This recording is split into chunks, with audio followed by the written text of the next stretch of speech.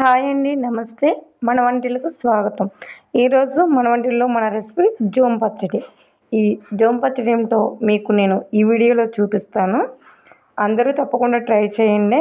ఇది వేడివేడి అన్నంలో ఇలా పచ్చడి వేసుకొని కొంచెం నెయ్యి వేసుకొని తింటే అద్దరిపోతుంది. అసలు కారం కారంగా పుల్ల పుల్లగా ఇలా తింటే నోట్లో నీళ్ళు వచ్చేస్తాయి. అసలు ఒక్కసారి రుచి చూస్తే వదిలిపెట్టాం.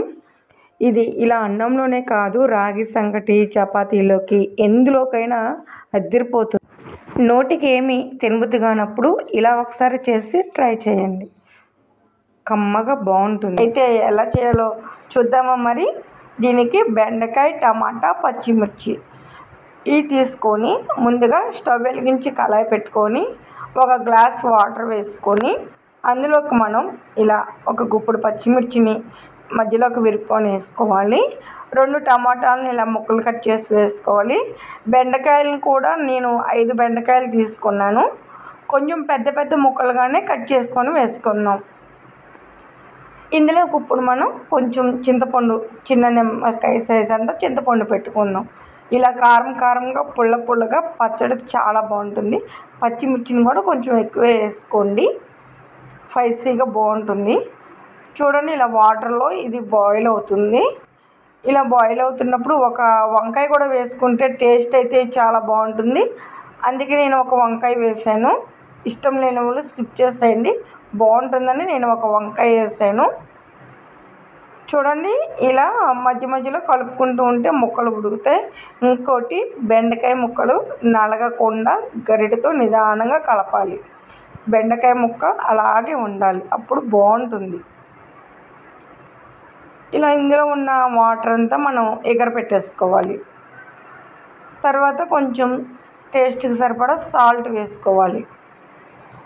సాల్ట్ వేసుకొని ఒకసారి కలిపేస్తే ఇందులో వాటర్ అంతా దగ్గరకు వచ్చేస్తుంది. చూడండి, ఇప్పుడు ఇందులో మనం 2 స్పూన్స్ నూనె వేసుకుందాం. ఇలా నూనె వేసేసుకొని నూనెలో కూడా ఒక 5 మినిట్స్ లో ఫ్లేమ్లో కుక్ చేద్దాం. ఆ వాటర్ అంతా ఎగిరిపోయి ఆయిల్ సపరేట్ అయిపోతుంది. ఇప్పుడు దీన్ని చల్లారి పెట్టుకోవాలి. చూడండి, ఇది చల్లారినాక ఇందులో ఉన్న బెండకాయ ముక్కలను మనం ముందుగా తీసివేద్దాం.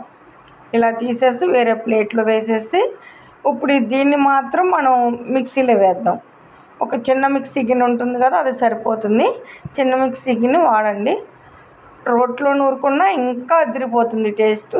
కాకపోతే ఇప్పుడు మనకి రోడ్డు సదుపాయాలు అందరికీ ఉండవు కదా.